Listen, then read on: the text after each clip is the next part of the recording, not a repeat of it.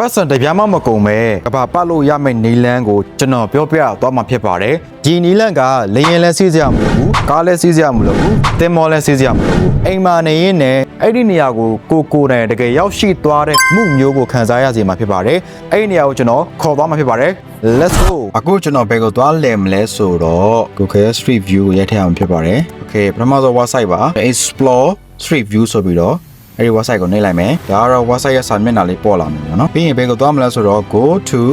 street view ကိုနှိပ်လိုက်မယ်ဒါဆိုရင်ပေါ်လာပြီကျွန်တော်ရဲ့ဒီမြေပုံလေးပေါ့နော်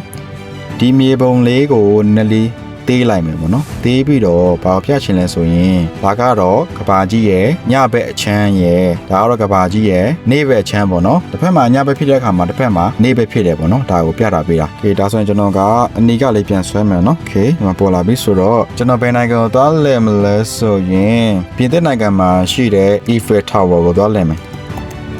TOWE Tower Okay Eiffel Tower ကိုသွားလဲမယ်ဒီမှာပေါ်လာပြီကြည့်ပါဦး Okay ဒီမှာပေါ်လာပါပြီဒါကိုကျွန်တော်က 3D ပုံစံမျိုးနဲ့ကြည့်မယ် Okay 3D ဒီမှာကြည့်လိုက်တကယ်ကိုကိုယ်တိုင်ရောက်သွားတဲ့ခန်းစားချက်မျိုးပေါ့နော်ဒီမှာကြည့်ပါဦးနော်အစစ်အတိုင်းမြင်ရတယ် Okay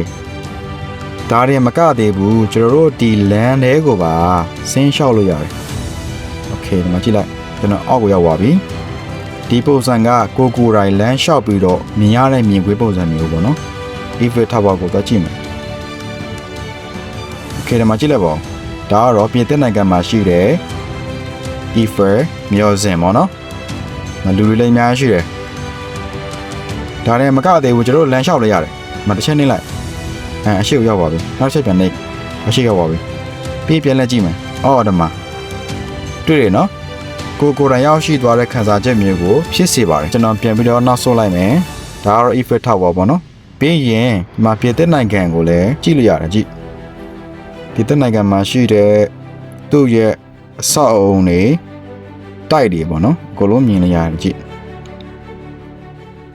Okay မကြည့်ပါဦးတကယ်ကိုအစ်စ်တိုင်းရောက်ရှိသွားတယ်ကောင်းကင်ကနေမြင်ရတဲ့မြင်ကွင်းပဲနော်ခေနောက်တော့နိုင်ငံကိုသွားလဲမယ်ကျွန်တော်အမေရိကန်မှာရှိတဲ့နယူးယောက်ကိုသွားမယ် NEW New Okay အမပေါ်လာပြီနယူးယောက်ကိုသွားမယ်ခေနယူးယောက်ရဲ့မြို့တော်ကိုကြည့်ရအောင်နယူးယောက်မြို့ကဒီမှာလေးနော်ခေနယူးယောက်မြို့ကိုကြည့်မယ်နယူးယောက်မြို့ကတိုက်တွေတော်တော်လေးများတယ်ကြည့်ပါဦးတိုက်တွေအများကြီးပဲကြည့်နယူးယောက်မြို့အနီးကဆက်မယ် 3D ဝင်နဲ့ကြည့်မယ်Okay ကြည့်လိုက်မယ်ဆိုတော့တိုက်တွေဆိုရင်တန်းစီးနေတာပဲဆိုတော့နယူးယောက်မြို့ကကြတော့တကယ်ကိုမီလီယံနာတို့ဘီလီယံနာတို့နေတဲ့မြို့ပေါ့နော်နေထိုင်စရိတ်တွေအများကြီးတယ်ဒီတိုက်ခန်းတွေလည်းတို့လေးကိုဈေးကြည့်မယ်ပေါ့နော်ဒါနယူးယောက်မြို့ရဲ့မြို့တော်ကိုကြည့်ပါဦး Okay တပတ်လဲမယ်နော်အောက်ထပ်တွေတော့ကျွန်တော်မဆင်းပြတော့ဘူးပေါ့နော်ဒါနယူးယောက်မြို့ဖြစ်ပါတယ်ပြီးရင်အမေရိကန်မှာထူးခြားတဲ့ရုပ်ထုတွေတစ်ခုရှိတယ်အဲ့ဒါဘယ်နားမှာလဲရုပ်ထုလေးသိကြမယ်ထင်ပါတယ် Okay တော့မကြည့်ပါဦးရုပ်ထုလေး Okayဒီမှာပေါ့နော်တကယ်ကိုအစ်စ်ပေါ့နော်ကြည့်မြင်ရတဲ့ပုံစံမျိုးပဲဒီ view လေးကပေါ့နော်ကြည့်လိုက်ပါဦးဒါကတော့နယူးယောက်မြို့ဖြစ်ပါတယ်နောက်တစ်နိုင်ငံကိုသွားမယ်ဘယ်နိုင်ငံကိုသွားမလဲဆိုတော့မြန်မာလည်းကြည့်လိုက်ရတယ်အမော AN အမရမြန်မာကျွန်တော်တို့မြန်မာနိုင်ငံကြတော့ဒါမှာနော်မြန်မာနိုင်ငံမှာရှိတဲ့ရန်ကုန်မြို့ကိုဝင်ကြည့်အောင်ရန်ကုန်မြို့ရဲ့မြင်ကွင်းမှာဆိုရန်ကုန်မြို့ရဲ့မြို့တွေပေါ့နော်ဒါမှစူးလေရှိတဲ့ဘက်ကိုသွားမယ်ဆူးလေစီဒီပေါ့နော်